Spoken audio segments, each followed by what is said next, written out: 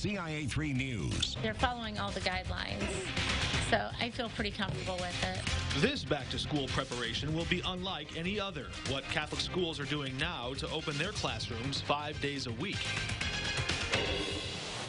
COVID-19 threw a wrench into the spring and summer sports schedules. How that complicates next year's calendar as coaches compact plans into a tight window. Classes being online, that I won't get that personal experience. College seniors brace for campus life under COVID-19 rules, where students can go now to prepare for the fall semester. You're watching your local news leader. This is WCIA 3 News at 10. It was a bit of a challenge with 5 children.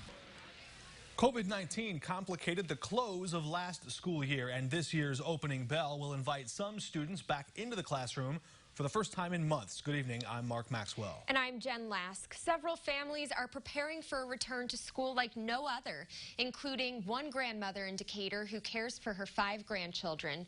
WCIA 3's Jamie Mays is with us. And Jamie, you spoke to the family. Are they nervous about going back into the classroom? Right, Jen. The grandmother and the kids say they are ready, and they trust the teachers and administrators are doing everything they can to keep them safe.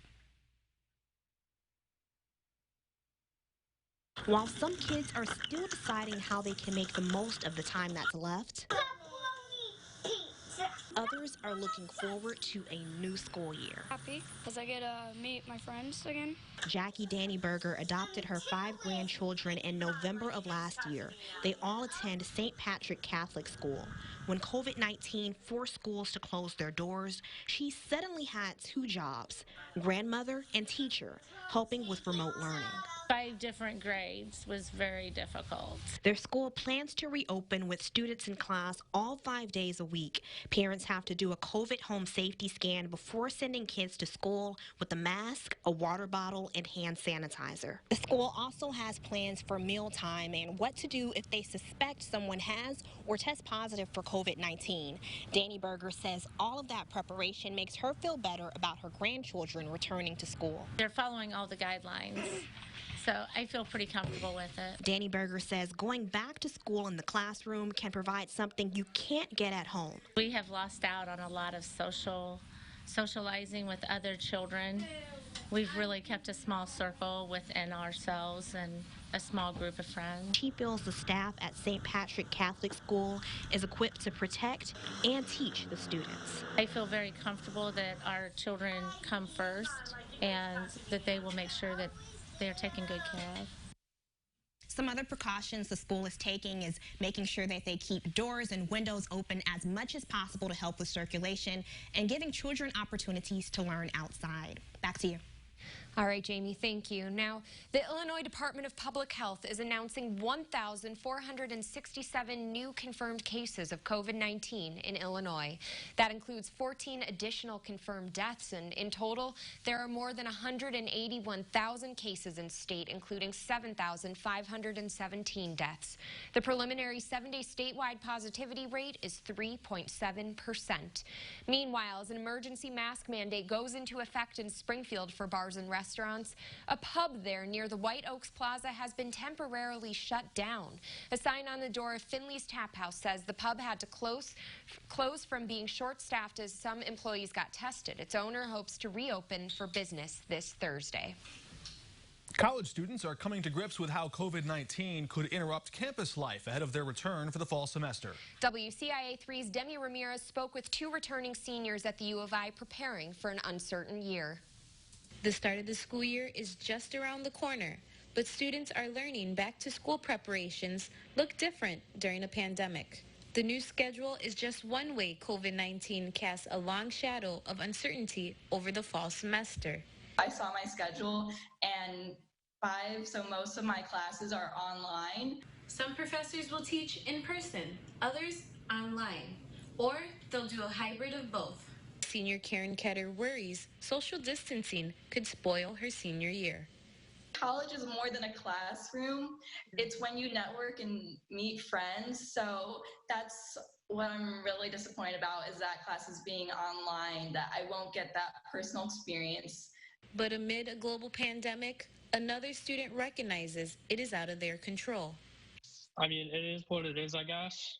There's nothing really that we can do right now. Senior Matt McGuire just found out he'll spend most of his senior year taking classes online. Both seniors agree the precautions the university are taking is necessary. I was a little bummed out, but I understand with these circumstances that they're putting student safety first, and which I really respect. In Champaign, I'm Demi Ramirez, WCIA 3, your local news leader. Classes are set to start August 24th, and some students can start revising their schedules tomorrow. You can find out more information about that on our website, WCIA.com. Some fall high school sports seasons are on hold, but still on for now. But that ripple effect is already complicating plans for the future. WCIA 3's Andy Olson is live in the newsroom now. And Andy, the scheduling shuffle could complicate next year's baseball season a bit. Yeah, Mark, a smaller window to get a season in could mean a lot of things. Less games for organizations and also less turnaround time for the players. Travel baseball and softball usually start their seasons in early June. The plans to prolong high school baseball and softball seasons through late June complicates their schedule. I think, with that season being pushed back, travel ball will also get pushed back.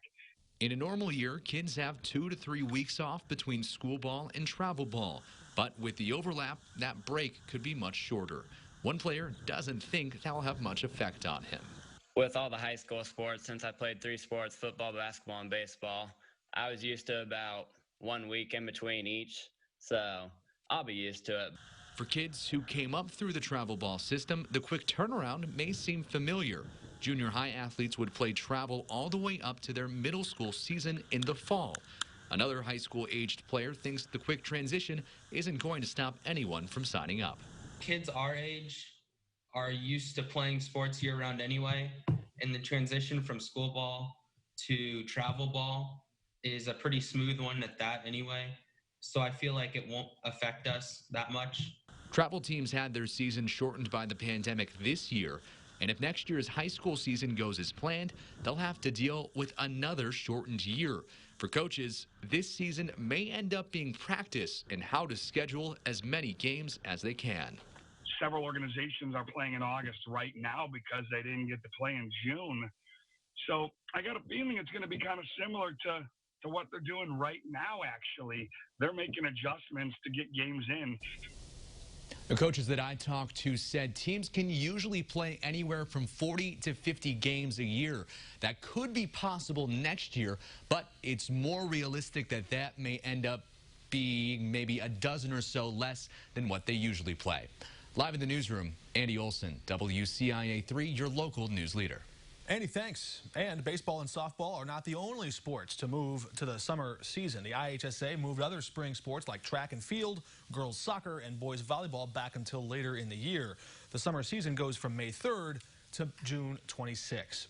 And in a reversal, the IESA now plans to allow junior high school sports to happen this fall. They initially decided to hold off on sports until winter. Fisher's junior high athletic director, Ken Ingold, isn't wasting any time getting down to business. Their baseball and softball teams are set to start practice tomorrow.